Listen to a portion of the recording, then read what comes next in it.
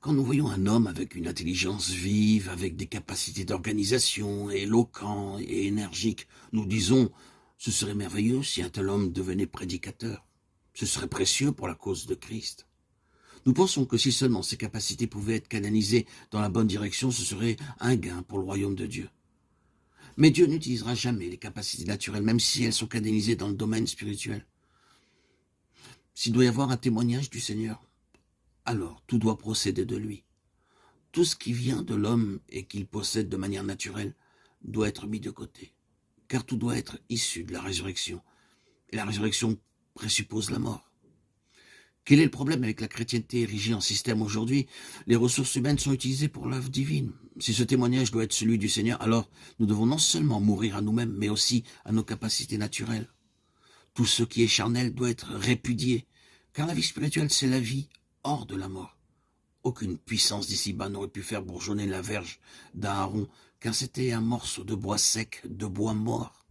Aaron, en lui-même, était aussi mort que les autres hommes. Ce fut le bon plaisir de Dieu de l'appeler. Et cet appel était la seule chose qui le différenciait des autres hommes. L'appel venait de Dieu. C'est donc pourquoi la vie et les fruits devaient aussi procéder de lui. Il n'y avait aucune contribution des ressources de l'homme. L'homme naturel doit se retirer pour que le véritable témoignage de Dieu puisse se manifester. Il n'y a que ce qui vient de Dieu qui peut avoir de réelle valeur. Dieu doit être l'origine et la cause de toute œuvre spirituelle. Sa volonté doit gouverner et avoir l'initiative d'une telle œuvre, mais il n'est pas seulement l'origine, il est aussi l'artisan. Quand il est l'origine et la cause, tout contribue à le glorifier.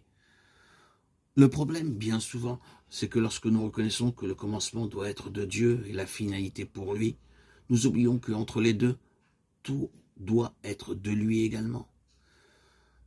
La volonté de Dieu gouverne le début, la puissance de Dieu gouverne la cause, et la gloire de Dieu gouverne la fin. Celui qui travaille doit bien entendu recevoir la gloire. Si donc quelque chose de nous s'introduit dans l'œuvre, nous aurons cette gloire. La question de la gloire ne se pose pas à la fin, mais au milieu. Lorsque nous commençons à utiliser notre énergie, alors nous ravissons de la gloire à Dieu. Lorsque nous voyons le peu de valeur de tout ce qui est naturel, alors nous aspirons à la vie et la puissance d'en haut.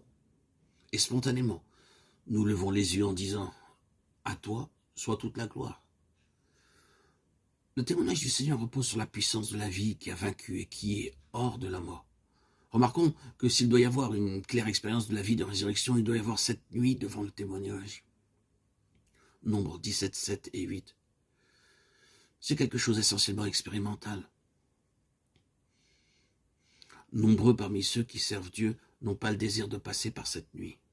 Ils veulent aller plus loin, mais sans la mort, il ne peut y avoir de ministère dans la puissance de la résurrection. C'est uniquement par notre union avec Christ, dans la mort et la résurrection, que nous sommes porteurs de son témoignage. Le témoignage de Dieu, c'est le témoignage de Jésus. Ce n'est pas ce que nous disons de lui, mais ce qu'il est. Il est ce témoignage. Le témoignage de Dieu, c'est toute l'arche. Dans Exode 25, nous voyons des anneaux aux deux côtés de l'arche du témoignage. Et les barres y demeuraient en permanence. Ainsi, le témoignage pouvait être porté à tout moment. Notre témoignage, ce n'est pas quelque chose que nous préparons rapidement quand le besoin s'en fait sentir. Mais c'est un témoignage toujours prêt, qui trouve son expression fondée sur la volonté de Dieu pleinement accomplie. C'est ce que nous connaissons de Christ dans une expérience continuelle et non quelque chose qui est préparé pour une certaine occasion. Loué soit Dieu, il n'y a rien à faire pour ce témoignage. Il est entièrement de Dieu. Tout ce que nous avons à faire, c'est de le porter. Dans le tabernacle, il n'y avait pas de plancher, il n'y avait que le sable du désert. C'est maintenant, pendant notre pèlerinage, que nous devons porter ce témoignage. Nous devons connaître le Seigneur en expérience chaque jour. Ainsi, ce témoignage pourra être toujours manifesté.